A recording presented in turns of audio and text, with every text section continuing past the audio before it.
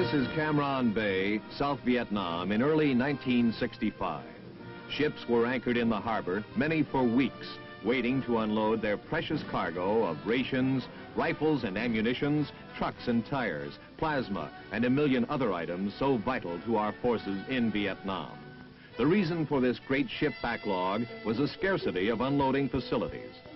There was only one stone pier, which had been extended by Army engineers to accommodate 2 ships. In addition, there was the Transportation Corps' Lieutenant Colonel John U.D. Page, the only beach discharge vessel of its kind in the United States Army inventory, and other amphibious means for the unloading of cargo.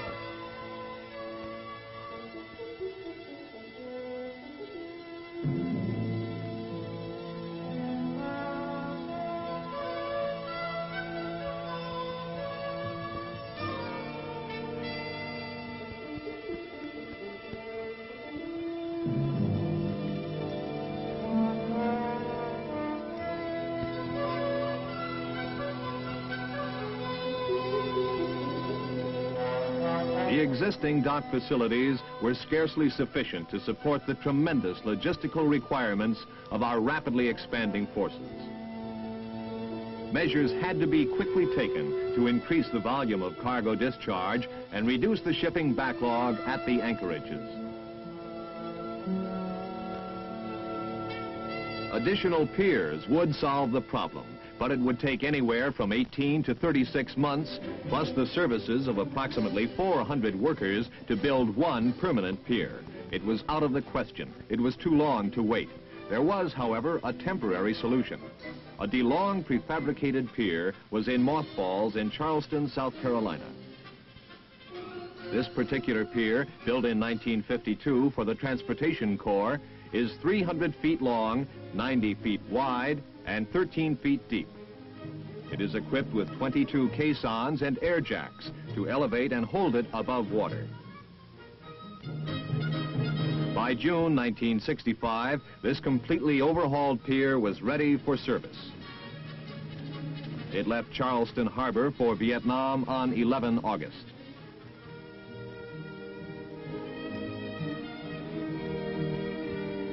The DeLong Pier was designed after World War II by Colonel L.B. DeLong, a former Army engineer.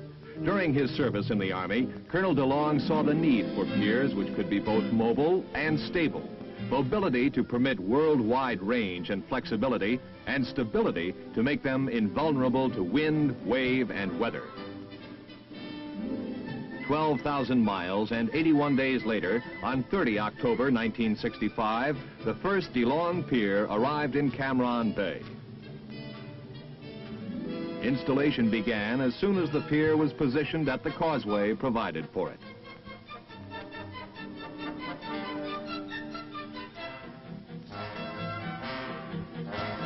The work of construction was conducted by members of the 497th Engineer Company, as well as 5 civilian employees of the DeLong Corporation.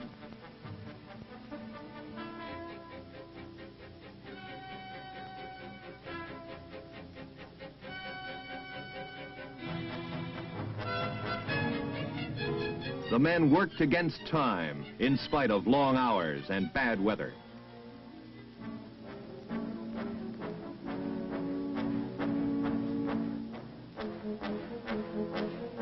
They had but one concern: to get the pier finished as quickly as possible.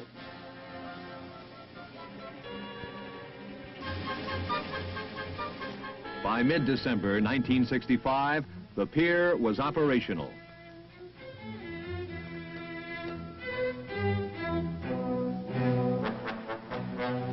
Ships now had the capability to discharge cargo at the rate of 800 tons each per day, all vital to our forces in Vietnam.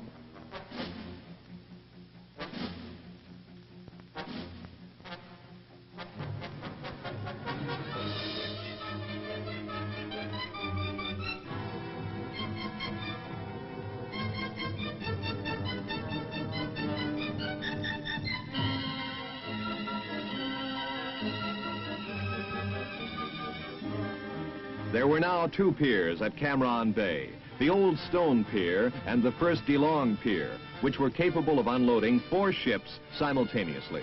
It was an improvement, yet not enough to completely break the ship backlog at Anchorage, not only in Cam Ranh, but in other waterways of South Vietnam as well.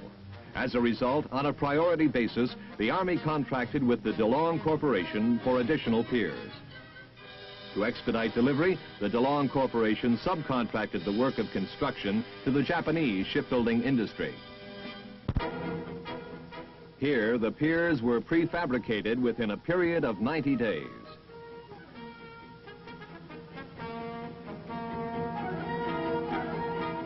They are constructed to be towed into position wherever and whenever they are needed for dock facilities, either permanent or temporary.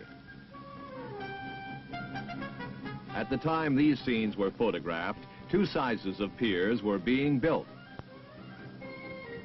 The large or A-type barge is 300 feet long, 80 feet wide, and 13 feet deep. The smaller B-type barge is 150 feet long, 60 feet wide, and 10 feet deep. The caissons upon which the barges rest are 140 feet long, 6 feet in diameter, and are made of 1 1/2 inch steel. Each caisson weighs 79 short tons. It takes 10 caissons to support an A barge, and from 4 to 6 to support a B barge. The old type air jack, as seen here, weighs 13 short tons and can lift 160 short tons. DeLong's new improved air jack, also being used in Vietnam, weighs 20 short tons and has a lifting capacity of 500 short tons. Immediately upon completion, the barges are towed to South Vietnam. The trip takes from 2 to 3 weeks, depending on the weather.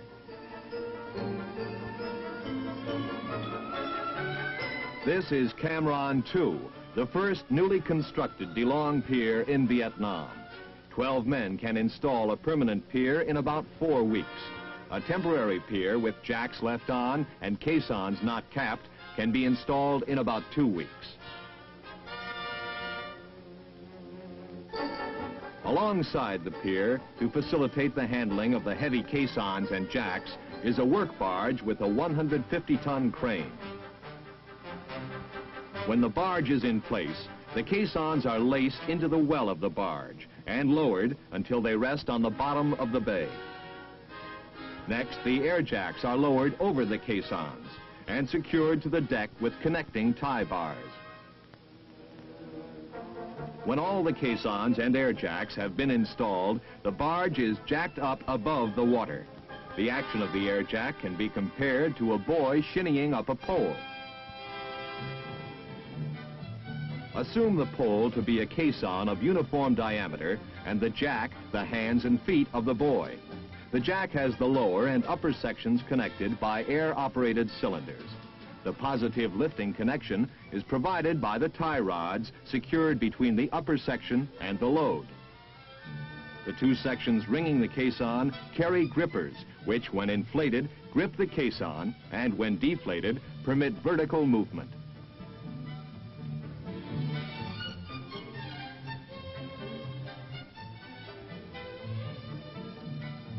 The lifting cycle is as follows. Grip for load bearing with the lower section. With upper section grippers released, the cylinders transfer their energy through the tie rod to lift the load. The upper section grippers expand and secure the load. The lower section grippers release, while the retractor jack raises the lower section to its new position. This cycle has raised the load 12 inches.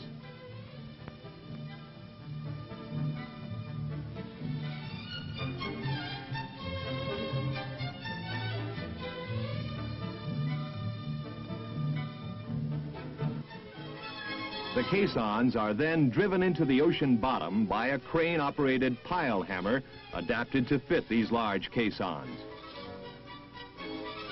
The barge can then be lifted by the air-operated jacks to the desired height.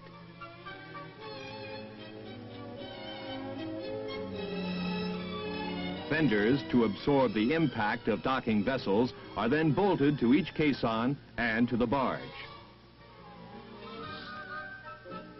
When all fenders have been installed, the pier is ready for cargo operations. As of January 1967, 4 Geelong piers are operational in Cam Ranh Bay, 2 in Quy Nhon, and 1 each in Da Nang, Vung Ro, Vung Tau, and Sattahip, Thailand. The total United States discharge capacity for Southeast Asia is 6,000 short tons of cargo per day.